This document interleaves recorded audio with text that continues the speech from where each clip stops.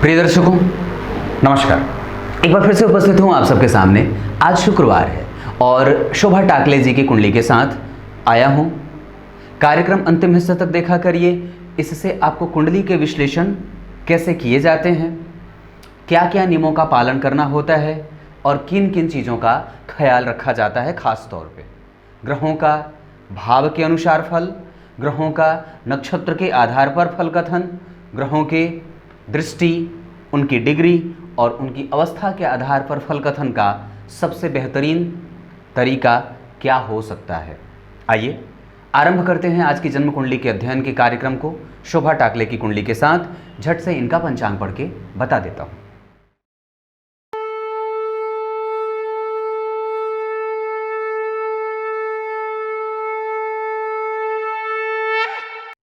विक्रम संवत 2031, शक संवत 1897, जिस संवत्सर में इनका जन्म हुआ है उस संवत्सर का नाम विभव संवत्सर है। विभव संवत्सर में जन्मे लोग कैसे होते हैं? अगर आपका जन्म विभव संवत्सर में हुआ है, इसका मतलब है कि आप श्रेष्ठ होंगे, ज्ञानी होंगे, गुणी होंगे, धर्मात्मा होंगे। धर्म और संस्कारों का पालन करने वाला व्यक्ति गुणी होता है, उसके दिमाग अच्छे होते हैं, समाज सेवी की तरह और समाज सेवी की भूमिका में व्यक्ति जाना जाता है। आगे बढ़ने पे पता चलता है इनका जन्म दक्षिणायन में हुआ है। इस वजह से कभी कभी स्वास्थ्य में परेशानी होती है, विशेषतया हड्डी से संबंधित और वात जनित समस्या भी कभी कभी देखने को मिलती है। ये बात बनती है दक्षिणायन में जन्मे होने के काम विलंब में प्रायः बनते हैं और व्यक्ति कभी कभी अपने ही ऊपर आत्मविश्वास पे संदेह करने लगता है। भाद्रपद मास में इनका जन्म हुआ है। भाद्रपद मास में जन्मे होने का प्रभाव व्यक्ति लंबा होगा और मध्यम कद की लंबाई से ज़्यादा लंबा होता है। उसके बाद व्यक्ति थुलथुला भी होता है, श्रेष्ठ होता है बुद्धि का, विचार अच्छे होते हैं, भक्त होता है भगवान का अनुग्रह और ईश्वर की भक्ति इसे आसानी से प्राप्त हो जाती है। कई बार इसके जीवन में भाद्रपद मास और कुंडली में अगर स्थितियां बनती हैं तो ईश्वर से निकटता का बोध भी होता है। भाद्रपद मास शरद ऋतु में जन्मा व्यक्ति कभी कभी विलंब तो करता है जागने में, लेकिन अवस्था के हिसाब से उसे सब कुछ करना पड़ता है। भाद्रपद मास में शरद ऋतु होती है तो व्यक्ति को आलस्य और व्यक्ति भोजन भी ठीक ठाक करता है, भोजन का प्रिय होता है, आतिथ्य सत्कार में इसका मन लगता है। शरद ऋतु कृष्ण पक्ष के अमावस्या तिथि, ये इस पंचांग की सबसे कमजोर स्थिति कही जा सकती है, जहां व्यक्ति का जन्म कृष्ण पक्ष के अमावस्या में हुआ है। इसका फल यह होगा, व्यक्ति का स्वास्थ्य उतना लाभकारी नहीं होता है। कृष्ण पक्ष के अमावस्या का दाम्पत्य जीवन तो अच्छा होगा, लेकिन मन परेशान रहता है। व्यक्ति कल्पनाशील होता है, कल्पना करने वाला होता है, कल्पनाओं में खोने वाला होता है और उसके दिमाग में अनायास यूं ही कई चीज़ें विचार के तौर पे चलती रहती हैं। ये बात कृष्ण पक्ष के अमावस्या उत्तरा फाल्गुनी नक्षत्र का जन्म है। इसका प्रभाव क्या होगा ये बताऊंगा आगे। ब्रह्म योग में व्यक्ति जन्मा है। ब्रह्म योग में जन्मा व्यक्ति साक्षात भगवान के सदृश मूर्तिमान होता है, प्रबुद्ध होता है, ज्ञानी होता है, श्रेष्ठ जनों से मित्रता करने वाला। इनके आसपास के लोग मित्र होते हैं तो अच्छे होते हैं, समाज में प्रतिष्ठा को पाने वाला और अपनी पहचान बनाने वाला होता है, बुद्धिमान होता है, ऐश्वर्य से युक्त होता है और व्यक्ति कभी कभी सरकारी नौकरी का प्रयास करते करते रह जाता है। ये ब्रह्म योग, दिन शनिवार का इनका जन्म है। शनिवार के जन्मे होने के कारण व्यक्ति के अंदर चापलूसी कभी कभी या चंचल चालाक वाली स्थिति, कुंठा से ग्रसित हो जाना, कई बार चीज़ें अनावश्यक रूप से नहीं मिलती हैं और अनावश्यक विलंब भी होता है। दूसरी बात है कि व्यक्ति का जन्म अगर शनिवार को हुआ है तो व्यक्ति थोड़ा कुंठा से ग्रसित होगा और समस्याएं आए दिन थोड़ी थोड़ी और छोटी छोटी तकलीफें होती रहती हैं। शनिवार को जन्मे लोगों में कभी कभी ईर्ष्या का भाव भी देखने को मिलता है। अगर चीज़ें इन्हें आसानी से नहीं मिलती है तो कई बार ये रुष्ट से हो जाते हैं। इनका जन्म वैश्यवर्ण और मनुष्यगण में हुआ है। वैश्यवर्ण में जन्मे लोग किसी से भी अपना लाभ कैसे लेना है ये इन्हें बहुत अच्छे तरीके से आता है। दरअसल ये होते हैं व्यवसायिक ना, तो व्यवसायिक सोच से प्रेरित होते हैं। अपनी बात और अपना लाभ इन्हें सबसे पहले दिखता है। वैश्य वर्ण में जन्मे लोग किसी भी तरीके से अपना काम निकलवाना चाहते हैं, चाहे किसी भी अवस्था में जाना पड़े, ये अपने लाभ और अपने हानि के लिए बहुत ज़्यादा जागृत अवस्था में होते हैं। ब्राह्मण वर्ण का होने के, मनुष्यगण का होने के कारण व्यक्ति 16 कला का निपुण है। जहाँ क्रोध की बात होगी वहाँ क्रोध भी करेगा, जहाँ पे अवस्था जैसी होगी वैसी अवस्था को धारण करने वाला होगा। आगे बढ़ने पे पता चलता है इनकी राशि कन्या की है। अब आइए इनकी कुंडली में बैठे ग्रहों की अवस्था और स्थितियों के बारे में बता देता हूँ। सबसे पहले बता दूँ, अगर ग्रह बाल अवस्था का है तो 25% का रिजल्ट करता है अपनी दशा में। अगर वो कुमार या युवावस्था में है तो कुमार में आधा, युवा में संपूर्ण और वृद्ध हो जाने पे थोड़ा कम। मृतप्रायः ग्रह कमज़ोर और निम्न फल को देने वाले होते हैं। आगे बढ़ने पे आपको अब नक्षत्रों का ध्यान करा दूं तो उत्तरा फाल्गुनी नक्षत्र में जन्मे लोग भोजन को बनाने वाले, भोजन से संबंधित काम करने वाले, भोजन प्रिय होते हैं। आतिथ्य सत्कार में इनका मन बड़ा लगता है और व्यक्ति फैशन से संबंधित चीज़ों में बड़ी रुचि रखता है। व्यक्ति आसपास के लोगों के साथ मेल मिलाप अच्छा रखता है। इनके संबंधी, इनके निकटस्थ लोग अच्छे होते हैं। विचार शून्य नहीं होता है, विचारशील होता है, विचार करने वाला, समाज की बातों में अपनी लिप्तता रखने वाला और भगवान की भक्ति बहुत तीव्रता से करता है। इसकी अवस्था ऐसी होती है कि उत्तरा फाल्गुनी में जन्मे लोग श्रेष्ठ होते हैं। इनके ऊपर से किसी भी दुष्प्रभावों को प्रायः नहीं देखने को मिलता है। मतलब जादू टोना टोटका आदि के चक्कर में ये ना पड़े तो ज़्यादा बेहतर है। उत्तरा फाल्गुनी नक्षत्र में जन्मे लोग अपने से बड़े, अपने गुरुजन और अपने धर्म का पालन करने वाले और सदाचरण से युक्त होते हैं। ये बातें बनती हैं। धर्म के नाम पर इनका ध्यान हमेशा पहले जाता है। आइए अब इनकी कुंडली में बैठे ग्रहों की स्थितियों को बता देता हूँ। आइए अब आपको सीधे ग्रहों के राजा सूर्य के बारे में बता देता हूँ कि इनकी कुंडली में वो कैसे फलों को देने वाले हैं। अगर बात करता हूँ जन्म कुंडली में सूर्य की अवस्था, तो सूर्य इनकी कुंडली में कहाँ के अधिपति बनते हैं? पंचम भाव के अधिपति, और बैठे हैं जन्म कुंडली के छठे भाव में। अगर इस अवस्था में देखते हैं तो सूर्य इनकी कुंडली में 17 अंश 15 कला, हस्त नक्षत्र में बैठे हैं। ये चंद्रमा का नक्षत्र है और चंद्रमा के साथ, लेकिन बुध की राशि में बैठे हैं। ये शत्रुग्रही हो जाएंगे। बुध उनके बहुत अच्छे मित्र नहीं होते हैं, तो शत्रुग्रही सूर्य का होना मतलब वो थोड़ा प्रभावित करेगा। और वैसे भी आपका जन्म दक्षिणायन में हुआ है, तो ये दो चीज़ें कमजोरी के तौर पे देखने को मिल रही हैं। सूर्य बुध के साथ ही बैठा है, मतलब अपने आप को वो प्रभावित भी कर रहा है। और सूर्य यहाँ पे अवस्था तो युवा की है, लेकिन वो दुखी है, दरअसल वो अप्रसन्न है। इस वजह से व्यक्ति को सरकारी क्षेत्रों से लाभ नहीं मिलता है। हाँ, व्यक्ति अगर प्रयास करना चाहे तो उसे बड़ी मेहनत करनी पड़ती है नौकरी के लिए। ये बात भी दिख रही है, क्योंकि सूर्य अति प्रसन्न नहीं हो तो व्यक्ति को नौकरी के लिए मुश्किलें और शनि करते हैं। अब अवस्था चंद्रमा की देख लेते हैं कि कैसी। बात अगर हम चंद्रमा की करेंगे तो व्यक्ति की कुंडली में चंद्रमा मन का कारक होता है। माता के अच्छे स्वास्थ्य और अपने जन्म स्थान के निकट रह करके व्यक्ति को आगे बढ़ाने वाला ग्रह होता है। आपकी कुंडली के लिए चंद्रमा बनेंगे पंचम भाव के अधिपति, और वो पंचम भाव के अधिपति जा करके बैठे हैं सप्तम भाव में। इसका फल क्या होगा ये तो देखने लायक होगा। चंद्रमा पंचम भाव के अधिपति शिक्षा भाव के अधिपति होते हैं, जा रहे हैं जन्म कुंडली के सप्तम भाव में, सूर्य के साथ बैठेंगे। और कृष्ण पक्ष के अमावस्या के जन्म होने के कारण व्यक्ति का मन थोड़ा अपवित्र सा रहता है, मन शंकालु होता है, मन में भावनाओं का संचार और प्रवाह लगातार बना रहता है। व्यक्ति स्वप्न ज़्यादा देखता है, कल्पनाएं ज़्यादा करता है। ये कृष्ण पक्ष के अमावस्या तिथि का व्यक्ति के साथ ऐसी कई बार घटनाएं हो जाती हैं जो उसे बिल्कुल सत्य प्रतीत होती हैं। ये चंद्रमा के ऐसे प्रभाव में जाने का प्रभाव होता है। उसके बाद अगर देखता हूं तो चंद्रमा यहाँ पे अस्त होंगे। अवस्था के हिसाब से ये 8 अंश के हैं तो कमज़ोर दिख रहे हैं, और ये दीन अवस्था के हैं, मतलब सूर्य भी कमज़ोर दिख रहे हैं और चंद्रमा भी कहीं ना कहीं थोड़े कमज़ोर से प्रतीत हो रहे हैं। मतलब व्यक्ति का मस्तिष्क और व्यक्ति का हृदय और व्यक्ति की मन की अवस्था थोड़ी कमज़ोर सी हो रही है। व्यक्ति अपने हृदय से थोड़ा कमज़ोर हो सकता है। शोभा टाकले जी, निश्चित रूप से आप कल्पना से युक्त हैं और कल्पना करने वाली हैं, लेकिन सूर्य और चंद्रमा जब एक साथ आ जाते हैं तो वो कहीं ना कहीं व्यक्ति के मन को कमज़ोर करने वाले हो जाते हैं। अपने मन पे नियंत्रण की आवश्यकता और मन को बहुत ज़्यादा ख्यालों में न खोने वाला बनाए रखिए। अब आते हैं मंगल की स्थिति क्या है इनकी कुंडली में, वो देख लेते हैं। आइए अब मंगल की बात कर लेता हूँ। आपकी कुंडली के लिए मंगल कहाँ कहाँ का अधिपति बनता है, तो वो बनेगा जन्म कुंडली के नवम भाव का अधिपति, और उसकी दूसरी राशि देखिए धन भाव में बन रही है। मतलब धन भाव और भाग्य भाव, इन दोनों भावों के अधिपति होकर के चतुर्थ में बैठे हैं, और ऐसी अवस्था में कि वो बुध की राशि में, बुध के साथ देखिए 1, 2, 3 तात्कालिक मित्रता में, ये समता का संबंध होगा मंगल का बुध के साथ। और ये अवस्था देखिए 2 अंश की है, ये बाल अवस्था के हो जाएंगे। और मृगशिरा नक्षत्र अपने ही नक्षत्र में बैठा है, ठीक है, उसको कहीं ना कहीं से अपने नक्षत्र से थोड़ा बल भी मिलेगा, लेकिन चतुर्थ भाव में मंगल का प्रभाव देखने लायक होगा।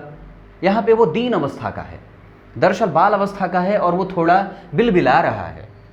व्यक्ति मेहनती तो होगा, अपने जन्मस्थान से दूर रहेगा या निकट, ये बाद में बताऊंगा, लेकिन मंगल की अवस्था यहाँ पे बाल अवस्था और दीन प्रकार की प्रकृति लेकर के बैठा हुआ है।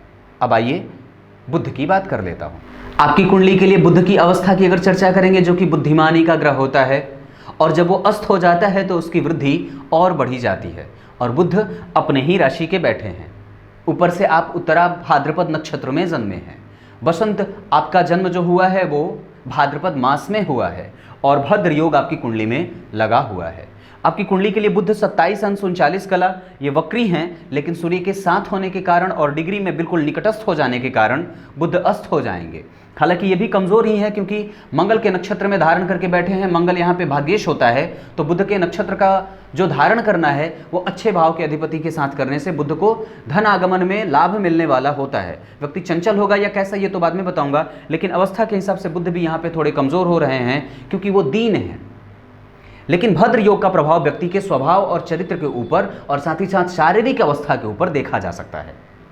श्रेष्ठ और अच्छा, और व्यक्ति देखने में सुंदर, ऊंची नाक, गर्दन पुष्ट, और व्यक्ति को वात जनित समस्या देने वाला होता है। वात, पित्त और कफ तीनों की समस्या इनकी कुंडली में बन रही है। अब आइए देवगुरु बृहस्पति की चर्चा कर लेता हूं। देवगुरु बृहस्पति अगर कुंडली में होते हैं तो व्यक्ति को धार्मिक बनाते हैं, यशस्विता प्रदान करते हैं। व्यक्ति संस्कारों का पालन करने वाला होता है, श्रेष्ठ होता है, मति बुद्धि का, समाज में प्रतिष्ठा को प्राप्त करने वाला होता है, और अथाह सुख का मालिक होता है। आपकी कुंडली के लिए जो कि मीन लग्न की है, मीन लग्न की कुंडली के लिए वो लग्न के अधिपति होते हैं, लग्न में बैठे हैं, और डिग्री है 27 अंश 26 कला, वक्री हैं वो, और इस अंश पे जाकर के वो कहीं ना कहीं 12वें भाव से भी प्रभावित होंगे, और रेवती नक्षत्र में बैठे हैं। ये बहुत अच्छा नहीं होता है गुरु के लिए, ये बहुत अच्छा नहीं होता है गुरु के लिए। व्यक्ति को ज्ञानी तो बनाएंगे, क्योंकि नक्षत्र बुध का है, और बुध होता है ज्ञान का ज्ञान का कारक, ज्ञान से उसका लेना देना होता है, बुद्धिमत्ता से उसका लेना देना होता है। तो यहाँ पे गुरु को वो इस क्षेत्र में लाभ करेगा। और गुरु आपकी कुंडली के लिए देखिए 27 अंश, और ये डिग्री है 27 अंश की, और राशि सम संख्या की है। इस आधार पर गुरु भी आपकी कुंडली में बाल अवस्था के ही होंगे। अब आगे शुक्राचार्य की बात कर लेता हूं। शुक्र शम राशि का कुमार होकर के बैठा है आपकी कुंडली में, छठे भाव में। यह दाम्पत्य का कारक होता है, और आपकी कुंडली में ये सूर्य के साथ समता का संबंध रखेगा।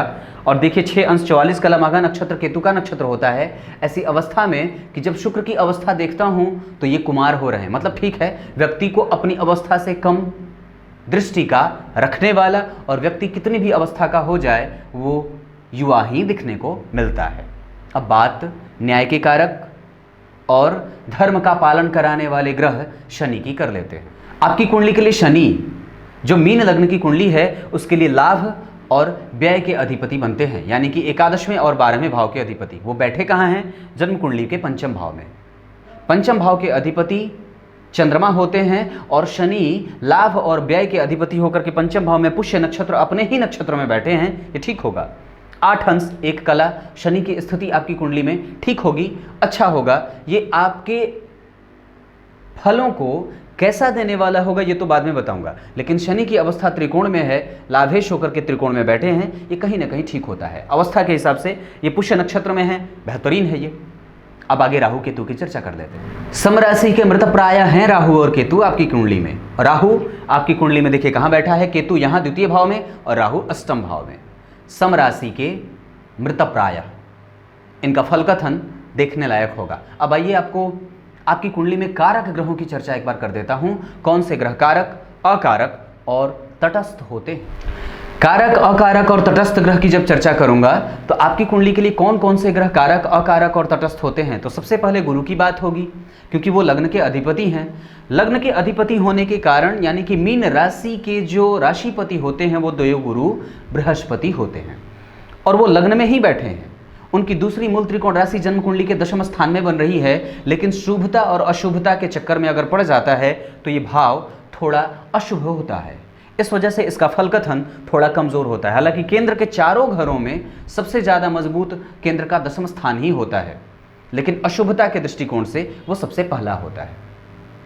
सप्तम भाव भी अशुभ होता है, ये सामान्य मारक है, लेकिन इसे बहुत अच्छा भाव नहीं कहा जा सकता है।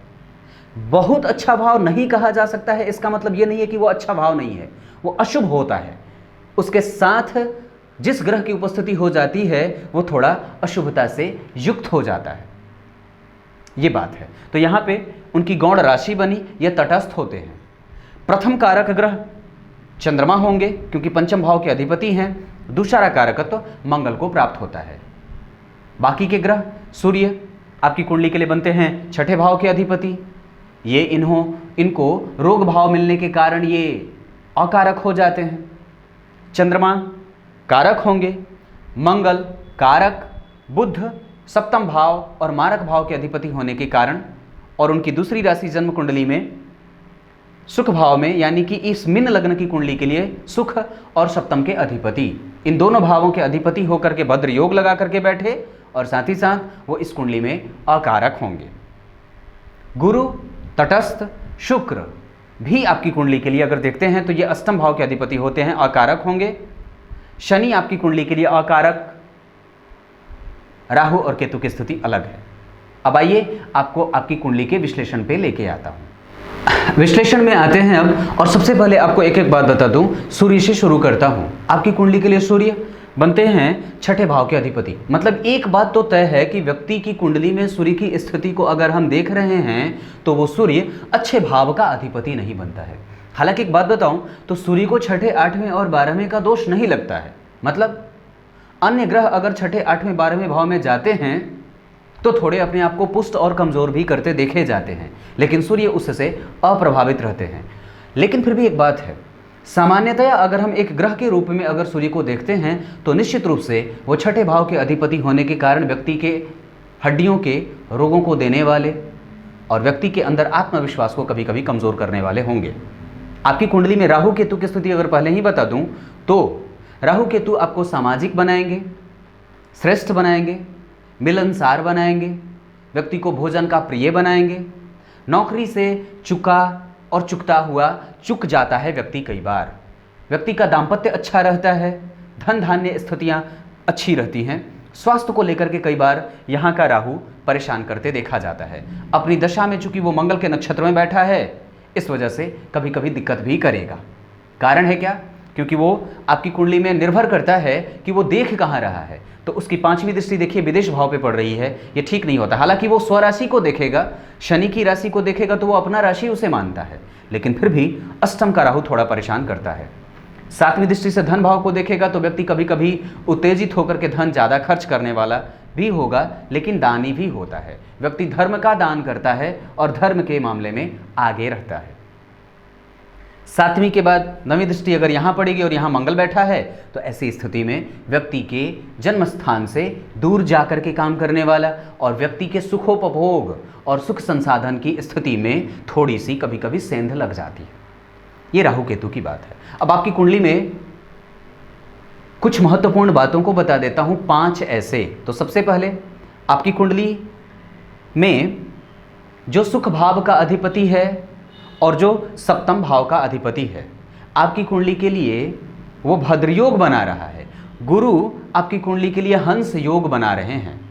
और यहाँ पे अगर बात करता हूँ तो आपकी कुंडली के लिए ये देखिए नवम भाव का अधिपति मंगल और चतुर्थ भाव का अधिपति बुध।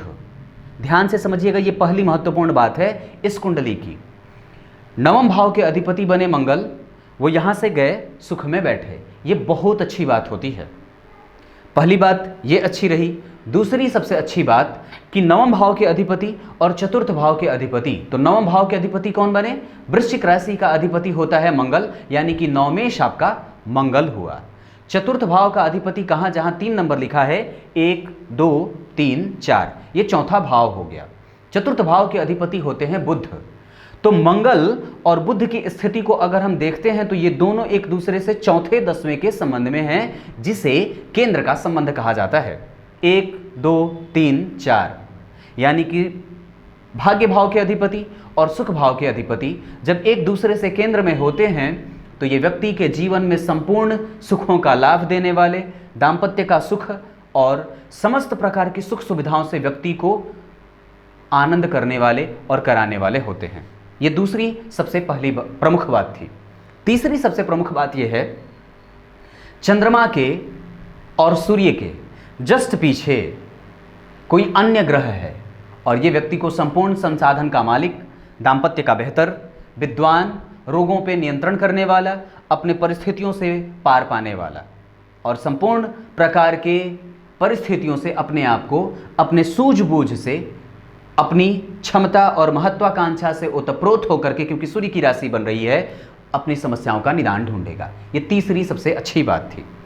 चौथी सबसे अच्छी बात वो ये है कुंडली में कि व्यक्ति की कुंडली में यहाँ पे शुभ ग्रह की राशि बन रही है, सम राशि बन रही है, यहाँ भी सम राशि ही बन रही है और लग्न में भी सम राशि ही बन रही है। ये बहुत अच्छी बात होती है।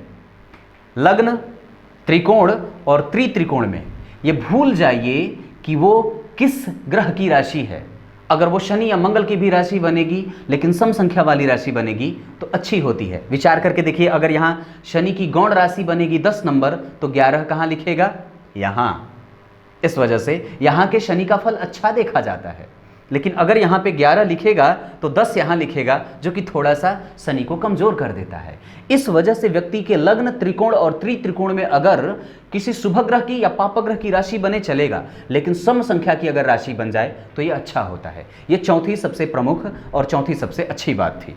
पांचवी सबसे अच्छी बात कि आपकी कुंडली के जो सुख भाव के अधिपति होते हैं वो अपनी ही राशि में जा रहे हैं, और सुख भाव के अधिपति अगर अपनी राशि में जा रहे हों तो ये व्यक्ति के सांसारिक सुखों का और व्यक्ति के आध्यात्मिक सुखों का प्रणेता। अब ये ग्रह के ऊपर निर्भर करता है, चूंकि ये बुध बनते हैं और बुध होता है भगवान विष्णु का भक्त, भगवान भोलेनाथ का भक्त। इस वजह से व्यक्ति को संपूर्ण प्रकार के भक्ति का आश्रय और भगवान की भक्ति का आश्रय मिलता जाता है। कई बार चूंकि मंगल हैं और बुध से केंद्र में जा रहे हैं, इस वजह से व्यक्ति को कई बार ईश्वर का आभास होता और होते देखा जाता है। अब एक एक करके आपको ग्रहों के आधार पर समझा देता हूं। सबसे पहले सूर्य की बात। आपकी कुंडली के लिए सूर्य यहाँ के अधिपति, छठे भाव के अधिपति बने और जाकर के धन का संबंध बना रहे हैं। अपने भाव से ग्रह अगर आगे जाता है तो इसे ठीक कहा जाता है, मतलब दाम्पत्य की स्थिति अच्छी है, व्यक्ति प्रतिक्रियावादी नहीं है लेकिन ईर्ष्या है और अवसरवादी भी है, अवसर का लाभ उठाना जानता है। अगर बगल में कहीं पेट्रोल पंप पे डीजल और पेट्रोल मुफ्त के मिल रहे होंगे तो व्यक्ति सबसे पहले नंबर लगाएगा, और व्यक्ति अपने घर परिवार और अपने बच्चों के प्रति बहुत ज़्यादा लालायित और उत्सुक होता है उनके सुख और सुविधाओं के लिए, उनके स्वास्थ्य को लेकर के चिंतित रहना और अपने घर परिवार के प्रत्येक सदस्यों के पीछे भागने वाला होता है। सूर्य की दृष्टि लग्न पे पड़ेगी। जन्म कुंडली में दशम भाव का अधिपति केंद्र में आ रहा है और लग्न में आ रहा है। दरअसल वो केंद्र का अधिपति होकर के केंद्र में, यहाँ भी केंद्राधिपति दोष से पीड़ित नहीं होंगे क्योंकि वो अपनी ही राशि के हो रहे हैं। तो दशम का अधिपति केंद्र में गया और रोग का अधिपति सूर्य लग्न को देख रहा है। व्यक्ति को हड्डियों से संबंधित समस्या और व्यक्ति के आत्मविश्वास को और व्यक्ति के मन को वो कमजोर करेगा। व्यक्ति वैभवशाली जीवन जीना तो चाहता है, व्यक्ति धार्मिक और धार्मिकता से युक्त तो होना चाहता है, लेकिन उसके ऊपर प्रभाव महत्वाकांक्षा का भी रहेगा और कहीं ना कहीं रोग से परेशान भी रहेगा, क्योंकि रोगेश की दृष्टि है ना। और वो दरअसल दो ग्रहों को अस्त कर रहा है, चंद्रमा को भी और बुध को भी। तो इन दोनों की स्थितियों को अगर देखते हैं तो ज्ञान भाव का अधिपति जो कि चंद्रमा बनता है, अब चंद्रमा पे आ गया मैं सूर्य से हटके, तो चंद्रमा की स्थिति तो पंचम भाव के अधिपति बने और सप्तम में गए। पंचम के अधिपति का सप्तम में जाना कई बार कमजोर करता है व्यक्ति के दाम्पत्य के सुख को और पति को बिल्कुल ही एक क्षेत्र में जाने वाला बना देता है। हालांकि संबंध बहुत ज़्यादा अच्छा है, कोमलता को धारण करने वाला है, लेकिन फिर भी व्ययेश के बैठ जाने के कारण, लाभेश के बैठ जाने के कारण पति की स्थिति हमेशा लाभ और हमेशा धन के पीछे भागने वाली ही होती है। ये बात दिख रही है। जन्म कुंडली के पंचम भाव के अधिपति जो कि चंद्रमा शुभग्रह हुए, ये कुंडली में कारक होते हैं सूर्य जैसे ग्रह के साथ, यानी कि रोगेश के साथ बैठे होने के कारण व्यक्ति को शीत जनित बीमारियां भी देंगे, स्वास्थ्य को परेशान करेंगे। और विशेषतया चूंकि पंचम भाव के अधिपति पे, ध्यान दीजिएगा, बहुत गंभीरता से बता रहा हूं, पंचम भाव के अधिपति जो कि चंद्रमा हैं, उस पे एकादशवें और 12वें भाव, दो पापी भावों के अधिपतियों का संबंध बन रहा है, क्योंकि शनि इन दोनों भावों के अधिपति होकर के पंचम में बैठे चंद्रमा की राशि में, और वो वहां से देख रहे हैं। ये विष दोष भी होगा, लेकिन व्यक्ति को लाभ भी देंगे, धन का लाभ मिलेगा और व्यक्ति संपूर्ण प्रकार के सुखों का विधाता और भोक्ता बनेगा, क्योंकि ये व्यय का अधिपति और पंचम में बैठा। व्यक्ति के दिमाग में आने वाली विचारधारा बहुत सुस्पष्ट होती है, लेकिन व्यक्ति कभी कभी डरता है और व्यक्ति कभी कभी उठपटांग और कई तरीके की बातें सोचने वाला भी बनता है। निर्णय लेने में परेशानी होती है और कई बार उसे हमेशा किसी दूसरे के पीछे भागना पड़ता है। ये बात भी बनती है क्योंकि शनि व्ययेश हैं, और जब ज्ञान भाव के अधिपति को देखेंगे तो व्यक्ति को मन चाहे शिक्षा कई बार अनुपलब्ध हो जाती है। इसीलिए वो अपने उस कमी को पूरा करने के लिए धर्मशास्त्र और धर्मशास्त्र का अध्ययन करता है और अपने आप को हमेशा किसी ऐसे क्षेत्र में फंसा करके रखना चाहता है जहां से उसके ज्ञान अर्जन की स्थिति बन सके और व्यक्ति पैसे भी कमा सके। ये बात भी बनती है, उसका दिमाग हमेशा इस चीज़ के पीछे लगा रहता है। अगर ये हो जाए तो अच्छा भी होगा, क्योंकि कहीं ना कहीं ज्ञान का अधिपति और गुरु और चंद्रमा का संबंध, गुरु की स्थिति भी तो पंचम भाव को देख रही है उच्च की राशि से, तो व्यक्ति को ज्ञानी बनाएगा। और चूंकि वो कार्मिक ज्ञानी है, ये बात बहुत समझने वाली है, क्योंकि दशम का अधिपति लग्न में गया, व्यक्ति को कर्म क्षेत्र से और कर्म का भोक्ता बनाएगा, कर्म करने वाला बनाएगा। और उसकी उच्च राशि जन्म कुंडली के चंद्रमा पे पड़ रही है, चंद्रमा की राशि पे पड़ रही है, उच्च की दृष्टि डाल रहे हैं पंचम भाव पे। ये व्यक्ति के पहले संतति के साथ व्यक्ति के मन को अच्छा रखने वाला बनाते हैं। संतति का लाभ, संतान का सुख, संपूर्ण प्रकार के दाम्पत्य का लाभ, यश गौरव सम्मान पद प्रतिष्ठा, इन सब चीज़ों का भोक्ता बनाएगा, समाज सेवी बनाता है और अनुकूल स्थितियों में ढलने वाला और विपरीत परिस्थितियों के हिसाब से फैसले लेने वाला बनाता है। गुरु यहाँ से यशस्वी बनाएंगे, धार्मिक बनाएंगे, मनोवृत्ति अच्छी देंगे, क्योंकि ज्ञानेश और दशमेश का संबंध बनना ये अच्छा होता है।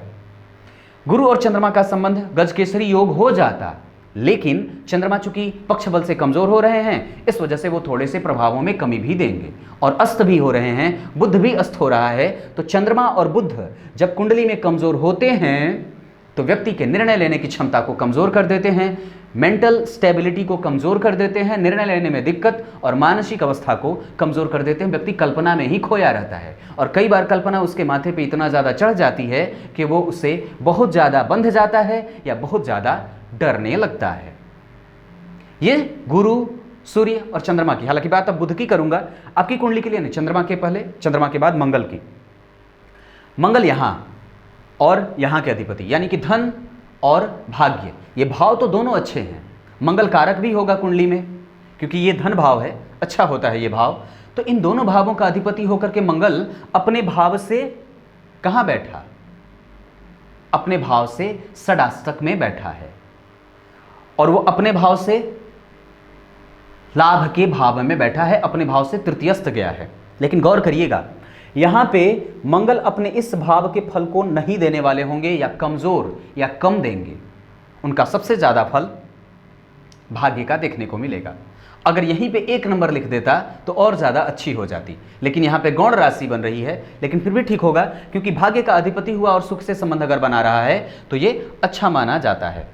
ये स्थितियां बन रही हैं। अब उसके बाद अगर देखता हूं तो मृगशिरा नक्षत्र मंगल का नक्षत्र होता है, अपने नक्षत्र में बैठा है और मंगल को चतुर्थ स्थान में अच्छा नहीं कहा जाता है। ये क्या करता है? दाम्पत्य में, सुख में, भौतिकता में, अपनी दशा में जब ये आएगा और उस समय आप अगर किसी भी सुख समृद्धि और भौतिकता से युक्त होने के लिए कोई निर्णय लेंगे तो ये उस समय कमजोर और गच्चा दे देगा। और हो सकता है कि उस समय जब ये दशा में हो और आप इस भाव से संबंधित अगर कोई भी निर्णय लेने जा रहे हों तो थोड़ी तकलीफ देता है और मन मुताबिक वो नहीं देता है। हालांकि वो कारक है, लेकिन चतुर्थ भाव में सिंपली अगर देखते हैं तो मंगल का फल थोड़ा सा कटु होता है, दाम्पत्य को कमजोर और माता पिता के साथ संबंधों को कमजोर, विशेषतः माता को रोगी भी बनाता है। ये बात बनती है क्योंकि वो गुरु से केंद्र में जा रहा है तो ये अच्छा भी करेगा, क्योंकि भाग्येश गुरु से केंद्र में जा रहे हैं, ये ठीक होता है। उसके बाद अगर देखता हूं तो आपकी कुंडली में मंगल की दृष्टि, तो मंगल की चौथी दृष्टि यहां पड़ रही है। रोगेश यहीं बैठे हैं, दो दो अस्त ग्रहों के साथ सूर्य बैठे हैं। दाम्पत्य को संभालने की स्थिति होती है, कभी कभी पति के साथ कभी कभी मनमुटाव और मतभेद भी बनेगा। यहाँ पे दरअसल चंद्रमा सूर्य के नक्षत्र में बैठा है जो कि रोगेश है, तो दाम्पत्य में और रोग व्याधि में भी पैसे जाते हैं। अगर सूर्य की बात करता हूं तो ये चंद्रमा के नक्षत्र में नक्षत्र का परिवर्तन है, इस वजह से ये दाम्पत्य को अच्छा रख देगा। तो कहां कहां के अधिपतियों का नक्षत्र परिवर्तन हुआ आपकी कुंडली में? एक पंचम और एक छठे, ये दोनों एक साथ बैठ रहे हैं, यानी कि कहीं ना कहीं रोग की स्थिति भी बनेगी और व्यक्ति प्रतियोगिताओं में विजेता और प्रतियोगिता का मालिक और प्रतियोगिता को कैसे जीतना है उसकी राजनीति कर बैठता है। दरअसल अपने विपरीत और विषम परिस्थितियों से व्यक्ति आसानी से निकल जाता है। सूर्य और चंद्रमा ने क्रमशः नक्षत्र का परिवर्तन किया है, यह व्यक्ति के मानसिक स्टेबिलिटी को दिखाएगा और चंद्रमा की दशा या बुध की दशा या सूर्य की दशा व्यक्ति की कुंडली के लिए अच्छी साबित हो सकती है। सूर्य कमजोर करेंगे, ये बात पक्की है। चंद्रमा मन को है थोड़ा कमजोर तो कर रहा होगा, 100% तो परिणाम ये दोनों तीनों ग्रह नहीं देंगे। मंगल की दृष्टि है, ये पापक ग्रह होता है, लेकिन भाग्येश की दृष्टि हो जाने से दाम्पत्य को भाग्य का लाभ मिल रहा है। सातवीं दृष्टि से यहां ये इसका दिग्बल क्षेत्र होता है। व्यक्ति कामिक नहीं है, कार्मिक है, कर्म करना चाहता है, अपने पैरों पर खड़ा होना चाहता है, स्वाभिमानी है, तेज से युक्त है। और आठवीं दृष्टि से लाभ को अपनी उच्च राशि से मंगल देखेंगे तो व्यक्ति को संपूर्ण प्रकार का भोक्ता, लाभ को प्राप्त करने वाला, कई प्रकार से और कई जगहों से धन के स्रोत खोलने वाला भी होता है। व्यक्ति समाज में पूजनीय और समाज के लोगों से आदर प्राप्त करने वाला हो जाएगा, क्योंकि वो गुरु से दरअसल केंद्र में हो रहा है और वो भाग्य भाव का अधिपति है।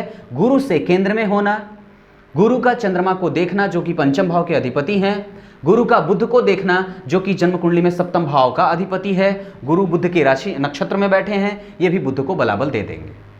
ये बात बन रही है। अब बुध की बात करता हूं। आपकी कुंडली के लिए बुध यहां और चतुर्थ भाव का अधिपति, ये तो स्थिति ठीक हो रही थी क्योंकि ये भाग्येश के साथ केंद्र में आ रहा था और दरअसल वो अपनी राशि का बैठा है। ठीक है, ये बुध के नक्षत्र को देखता हूं तो ये मंगल के नक्षत्र को पकड़ा है जो कि भाग्येश और धनेश होता है। बुध को यहां से धन और भाग्य का सहयोग मिलता दिख रहा है। व्यक्ति लाभ कमाना चाहता है, भाग्य का सुख और पूजा पाठ में उसकी वृत्ति होती है। और कई बार व्यक्ति, चूंकि यहाँ पे केतु बैठा है, राहु की दृष्टि है और यहाँ का अधिपति स्वयं मंगल जाकर के सुख में बैठा है, तो ठीक होगा। व्यक्ति को धन का सुख और दरअसल पति के प्रेम का सुख ये भी देखते मिलती है। बुध की दृष्टि लग्न पे है, व्यक्ति को जिज्ञासु बनाएगा। व्यक्ति किसी भी चीज और कई सारे क्षेत्रों का ज्ञाता बनना चाहता है, हर प्रकार के ज्ञान का भोक्ता, ज्ञान को समझने वाला। व्यक्ति को यशस्वी बनाएगा क्योंकि बुध और चंद्रमा दोनों लग्न को देख रहे हैं, गुरु लग्न में बैठे हैं। ये व्यक्ति को यशस्विता प्रदान करेंगे, भगवान का भक्त बनाएंगे और सभी जीवों के प्रति व्यक्ति श्रद्धा भाव रखने वाला होता है। बुध यहाँ पे कारक नहीं होते हैं और वो बनते हैं चतुर्थ और सप्तम के अधिपति, अपने भाव में बैठे हैं, इस वजह से यहाँ भी ये केंद्राधिपति दोष से पीड़ित नहीं होंगे। गुरु जैसे दशम भाव के अधिपति से बुध को देखना, बुध मूलतः वैश्य वर्ण का होता है, व्यवसायिक सोच को धारित करने वाला है, इस वजह से व्यक्ति को यहाँ पे कैसा बना देंगे, वो स्वार्थी भी बना देंगे, चंचल बना देंगे, हंसमुख बना देंगे, हंसोड़ बना देंगे। प्रकृति अच्छी देते हैं, सोच विकसित देते हैं और श्रेष्ठ बुद्धि को रखने वाला व्यक्ति होता है। एक तरीके से अगर देखता हूं तो ये कुंडली धार्मिक बहुत ज़्यादा है, ये सबसे ज़्यादा देखने को मिल रही है। और व्यक्ति ज्ञान विज्ञान का मालिक होगा क्योंकि सूर्य जैसा ग्रह और मंगल जैसा ग्रह कैरियर को और लग्न पे प्रभाव डाल रहे हैं, ये स्थितियां बनती हैं। गुरु की बात अगर करूंगा तो गुरु लग्न के अधिपति लग्न में बैठे वक्री हैं, इस वजह से पिछले भाव का भी फल देंगे क्योंकि 20 अंश से ज़्यादा पे हैं, 12वें भाव का फल। इस वजह से व्यक्ति को ज्ञान पाने के लिए कई बार और एजुकेशन के भाव को कभी कभी कमजोर देखा जाता है क्योंकि वो अस्त भी है और वहाँ पे शनि जैसा एक व्यय भाव का अधिपति आकर के बैठ गया है। इस वजह से व्यक्ति जितनी शिक्षा पाना चाहता है उसकी शिक्षा कभी कभी अधूरी सी भी रह जाती है, उसे अपने आप से ही पूरा करना पड़ता है। गुरु की 5वीं दृष्टि उच्च की पड़ेगी, 7वीं दृष्टि दाम्पत्य को देखेगी, ये ठीक होगा। गुरु और सूर्य, गुरु और चंद्रमा, गुरु और बुध, ये ठीक होगा। लेकिन कहीं ना कहीं शनि की दृष्टि है, वो व्ययेश है, तो अपने प्रभावों में जब वो आएगा, जब दशा अंतरदशा में प्रत्यंतर में आएगा, तो उसका प्रभाव भी पति के प्रेम के ऊपर आसानी से देखा जा सकता है, कमजोरी के तौर पे या कमी के तौर पे या न्यायप्रियता के तौर पे। पति कार्मिक हैं और कर्म प्रधान ही उनकी सोच भी हो सकती है। हालांकि परिवार का हर सदस्य भूखा नहीं है भक्ति का, हो सकता है कि आप ज़्यादा भक्ति करती हो, ये बात भी बनती है। गुरु की 9वीं दृष्टि यहाँ पड़ेगी, ये धर्म भाव है, यहाँ का अधिपति गुरु से केंद्र में, और बुध भी गुरु को देख रहा है। गुरु और बुध का संबंध व्यक्ति को ज्योतिष विद्या का जानकार, ज्योतिष विद्या और अन्य पुराने ग्रंथ और पुरानी विद्याओं का जानकार बनाता है, और कई प्रकार के विद्या और अध्ययनों का मालिक करने वाला भी बना देता है। अपने पूर्वजों का आशीर्वाद प्राप्त करने वाला भी बनाता है। ये सारी चीजें व्यक्ति को भाग्य का लाभ देने वाली स्थितियों में जा रही हैं। शुक्र की बात अगर करूं तो आपकी कुंडली के लिए शुक्र जो कि बनते हैं कहां के अधिपति, जन्म कुंडली के अष्टम भाव के अधिपति, वहां बैठे हैं राहु। ये व्यक्ति को क्या करेंगे, मैंने पहले ही बता रखी है वह बात कि व्यक्ति की कुंडली में अगर शुक्र की स्थिति अष्टम भाव में बनती है, शुक्र की राशि बनती है, तो दाम्पत्य और तो ठीक होता है। लेकिन कहीं ना कहीं वो जन्म कुंडली के पराक्रम भाव के भी अधिपति हैं, और अपने भाव से वो जाकर के बैठे हैं कहां, जन्म कुंडली में शुक्र की स्थिति आपकी कुंडली के 6ठे भाव में जा रही है, और शुक्र 6ठे भाव में सूर्य के साथ अगर देखता हूं तो समता के संबंध में जा रहे हैं। लेकिन अष्टमेश अगर 6ठम में जाता है तो ये ठीक होता है। दरअसल व्यक्ति को कई बार खर्च की स्थिति से भी गुजरना पड़ता है, भौतिकता पे खर्च ज़्यादा कई बार करना पड़ता है। व्यक्ति शौकीन होता है और अपने आसपास के लोगों के सदृश बनना चाहता है। उसे कभी भी इस बात का भान नहीं होता है कि मैं कमज़ोर हूँ, और न ही उसे इस बात का एहसास भी होता है। शुक्र यहाँ से 12वें भाव को देखेंगे, व्यक्ति को खर्चीला बनाएंगे। वहाँ का अधिपति, व्यय का अधिपति पंचम में आ रहा है, ये कभी कभी दाम्पत्य को और पति के प्रेम को व्यय में ले जाता है। ये स्थितियाँ बनती हैं। शुक्र की 7वीं दृष्टि यहाँ पड़ेगी, मघा नक्षत्र का बैठा है, ये धन भाव में बैठे हैं। ऐसी स्थिति में व्यक्ति को धन का मालिक बनाएगा, धनवान बनाएगा, श्रेष्ठ होगा, क्योंकि मंगल जो लाभ भाव है वहाँ का अधिपति होकर के आपकी कुंडली में केंद्र में आ रहा है। मैंने बात बताई थी कि अगर 11वें भाव का अधिपति कहीं से भी केंद्र से संबंध बना ले तो ये अच्छा होता है। सुख का अधिपति या 9वें भाव का अधिपति सुख से संबंध बना ले तो ये अच्छा होता है। जन्म कुंडली में शुक्र की स्थिति अगर 12वें भाव पे पड़ेगी दृष्टि, तो ये अच्छा होता है। व्ययाधिक्य और सांसारिक सुखों का भोक्ता व्यक्ति बन जाता है, दाम्पत्य के साथ और दाम्पत्य का प्रेम भरपूर आनंद में लेता है। ये बातें बन रही हैं। राहु की दृष्टि मैंने यहाँ बता रखी है, ये स्थिति आपकी कुंडली की बन रही थी। मैंने क्रमशः हर एक चीज़ों पे अध्ययन करने का प्रयास किया है। आपकी कुंडली अच्छी है, बेहतरीन है, क्योंकि स्वयं 10म भाव और 9वां भाव मजबूत बनते देखे जा रहे हैं। गुरु, सूर्य, चंद्रमा, बुध ये अवस्थाओं में थोड़े थोड़े कमज़ोर भी हो रहे हैं। तो दशा काल में ये जो ग्रह होंगे वो मैं कल बताऊंगा कि मूलतः कैसे फल करने वाले हैं नौमांस के अध्ययन के साथ। तब तक के लिए इजाज़त दीजिए, कल एक बार फिर से उपस्थित होंगे आप सबके सामने। तब तक के लिए बहुत बहुत नमस्कार।